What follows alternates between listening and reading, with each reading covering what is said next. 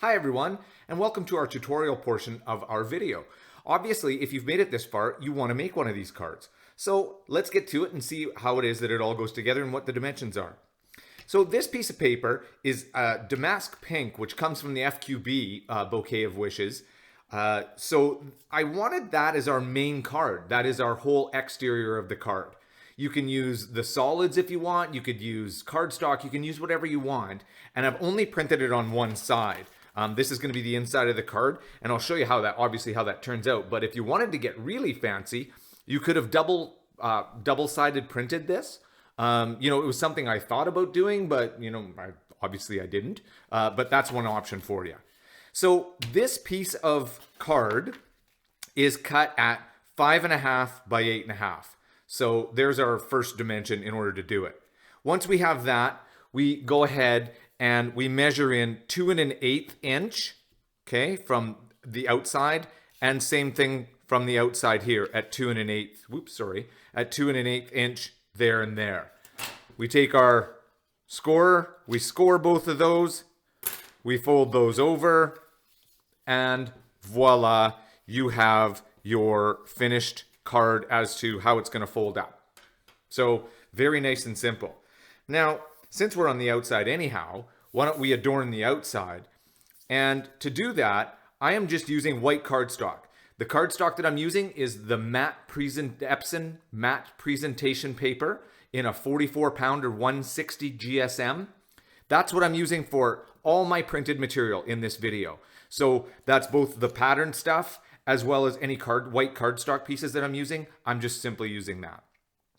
So this piece is gonna go on like this, where you saw the finished card where it has the white and then the pattern paper on top of it. So the white cardstock, this piece is 2 inches by 5 3/8. And then obviously we adhere our pattern paper onto it, okay? And then place that right onto here. And the pattern paper is 1 7/8 by 5 1/4. So to quickly just glue this up here and keep following along, we will do that. But you can choose again. I've chosen to back all my pattern papers with the white. Obviously, I have a white and black theme going on here, so not exactly too hard to figure out what exactly is going on. But you choose. There's so many papers to choose from in the kit that obviously you could choose to, if you wanted to have another colored paper, maybe you wanted a different pink, maybe you wanted a green, whatever it was, you go ahead and choose what it is that you think looks best for you in your card. But this was, there we go. These just happened to be my choices. I like the look of it. I thought it was really clean and fresh looking, but obviously, like I said, depending on what you're doing with it, and it depends on what the card is. Because this card, I've created this one for a birthday card with the sentiment, but obviously you could be creating this for a wedding card, an anniversary, a get well. The Bouquet of Wishes collection has so many sentiments in it, and obviously can go in so many different directions. So whatever it is that you decide looks best, you go with it. So there's our exterior all glued up, okay? So let's go on into the interior portion, okay? So for the interior portion, obviously we're gonna have to do these side tabs as well. And these actually have the same dimensions and the same idea as what I just did on the front outside. So I'm going to have a white cardstock on top of it, even though I have white cardstock already in here. Like I could just basically place these in, which certainly has another look. I just like a little bit more dimension, a little bit more layered. So again, this white cardstock is 2 inches by 5 3/8. The pattern paper is 1 7/8 by 5 1/4. And again, we go through the glue up process here really quickly. And whoop. Again, like I said, we are using the Epson matte presentation paper. We have tried all kinds of different papers, as I'm sure you have too, and I'm sure you can imagine. When you're a crafter and when you do this, obviously we do this for a living, but when you are doing that sort of thing, you have a tendency to try everything to see what works best, because you want to be using the best quality materials you can. There we go. And so we have really done an exhaustive search on this, if you will, over the years. And we find you don't need an Epson printer in order to use it, any of that stuff. It just happens to give you the best print. And we actually have a video on our YouTube channel here that shows Paul Ford, one of our design team members, has done a video showing you the different versions and different weights and different qualities of matte paper and cardstock paper. And it shows you the difference in terms of the color of the print and the quality of it. So if you want, it's on our YouTube channel here after this video. Go check it out. Then that way you'll get to know for yourself too. We tried to take some of the hard work out for you. So there's how that works. Okay. The next thing that we want to look at is let's go ahead and make the shutters. Okay. So the sliding shutters that are going to go on here. And what we want to do, let's just flip this over really quickly here. So what I've done is we have a piece of paper, which is a pattern paper. I'll show you that when I flip it over, which is 4 inches by 8.5. It just makes for an easy square to print off at the 8.5. You know, you see we're going to cut a piece off here after. So you could shorten that immediately, but this was just an easy dimension to do it on. I happened to choose this paper here, which I loved, right? I thought with the words on it and stuff, I thought it just looked dynamite, and what a great thing to have in there just to add so much interest. With this piece of paper, what you do is, okay, let's flip this over again. Sorry about that. Is you want to go 1/2 inch from the edge and score it, okay? Because we're basically making the flap, the glue flaps that are going to be there. So 1/2 inch from the edge, score the whole thing, away we go.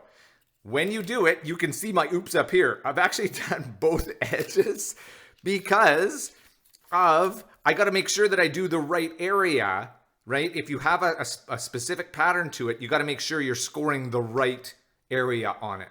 You could certainly score the face of it. That would take away some of the guesswork. But hey, we all have some oopses when we craft, and that's just part of the fun of it all. So once you've done that, you want to put this into your paper cutter, and you want to have these at 3.5 inches, okay? And this one is going to be 3.5 inches. This piece now becomes waste, okay? So that one's gone. So we end up with 2 pieces at 3.5 inches by 4 inches, okay? Is the dimension that we're at, okay? There it is there. So now what we want to do is, you know, on those shutters, they had a kind of an opening, kind of a triangulated opening. So you want to you're going to do this on both pieces. You want to take your ruler, and being that this is 3.5 wide, we want to find the exact center piece of this piece of paper. So we measure this in at 1 3/4, make a little small pencil mark. We're going to erase these after, so make sure and just make smaller ones so you can see them, but not too heavy. 1 3/4, flip it this way. That, because this is a total dimension of 4, we want to choose 2, and there we come up with a center point.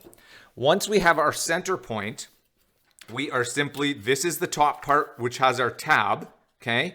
This is going to be, I could actually crease this here, just so we know, that's our tab top. We want to now connect the outside corner into the center here, and this outside corner to the center, like so. Do it on both. So this is the part where you say, oh, okay, I can see he's gonna have to cut this. So go refill your coffee while you're doing that, because like nobody really needs to see this, but it was the only way I could do it easily for you, is to show you how to draw it in and how to cut it and everything else. So let's move this stuff out of the way. So simply go ahead, run your cut line up there, run your cut line up there.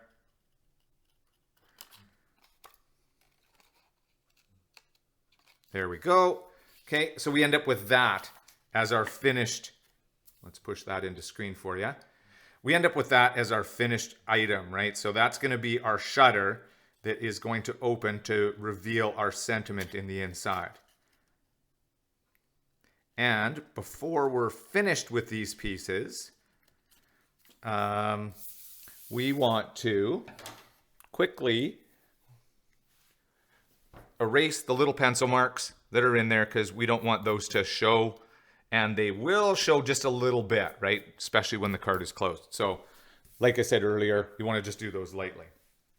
So now let's go ahead and do the center portion here.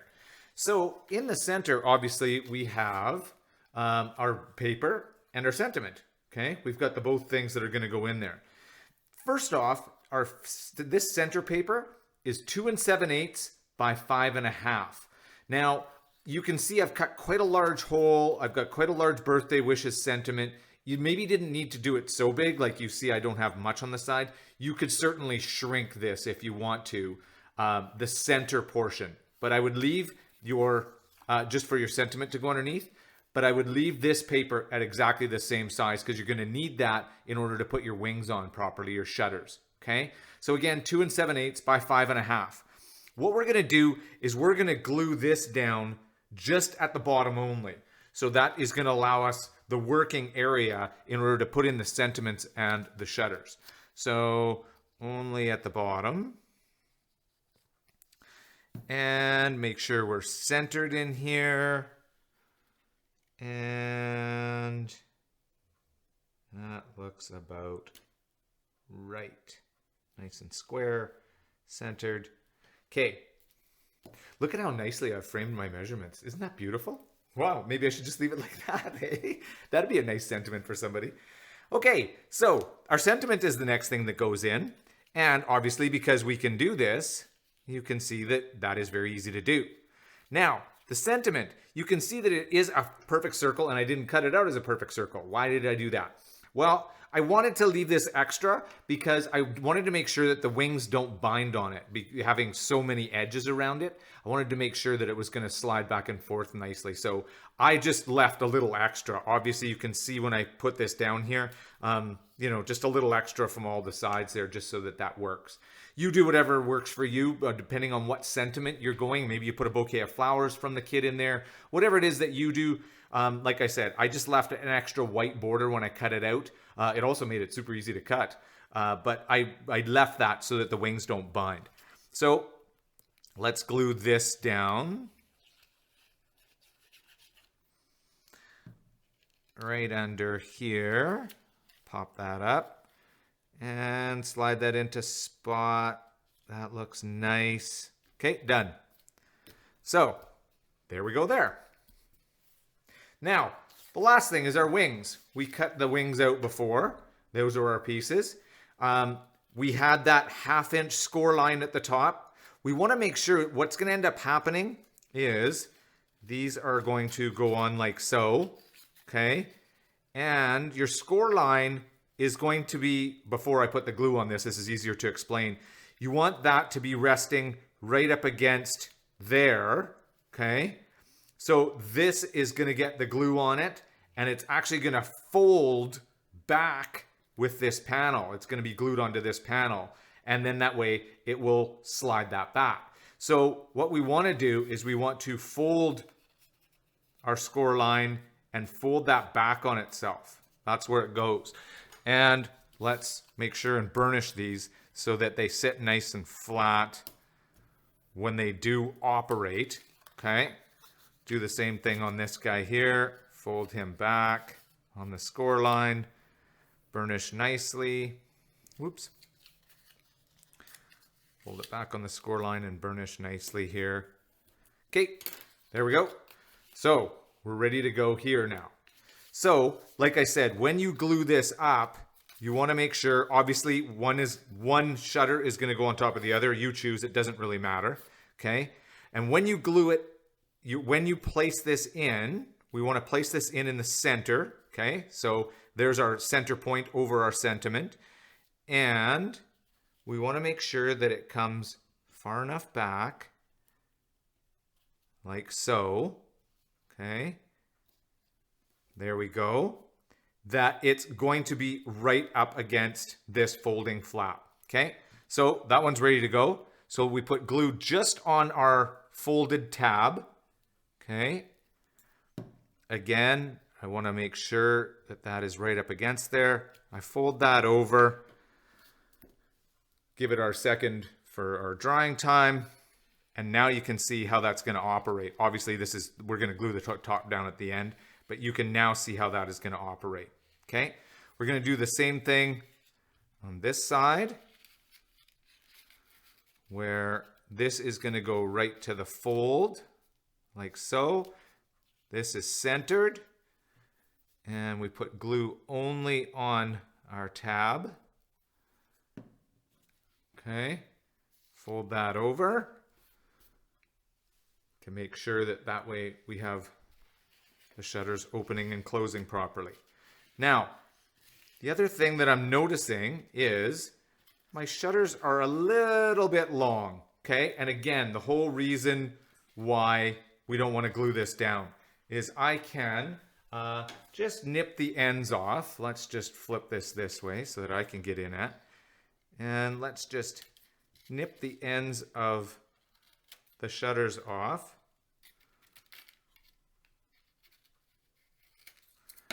Isn't it nice when you have bloopers in, right? As you can tell, I didn't assemble one first. This is live, folks. This is not certainly an assembled card first and then doing a video. I'm kind of doing it all as one here. So let's go back here. So when that gets glued down, that's going to open up nicely into birthday wishes. When this goes and folds back in, there we go. Now we don't bind. Okay, so that is so much nicer. Now we're ready to go ahead and glue this top part down. So we can apply glue just at the top here. We can fold this flat out to make sure that these are going to run properly. Have our glue spill out a little bit onto the table because that's always fun. And there you have it, folks. There is the finished shutter card in terms of all of its operation. There's its birthday wishes. So I hope you liked the video. I hope you liked the card, and I hope you'll make one yourself. Once again, this is the Bouquet Wishes collection from us at Nitwit Collections. And if you want lots more inspiration and you want to see more projects and all the things that so many other people do, please be sure to join our Nitwit Collections Facebook group called Nitwit Collections Neighborhood.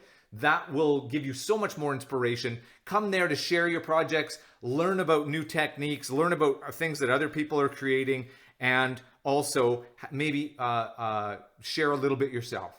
So thanks once again for tuning in, and I hope you'll create this card yourself.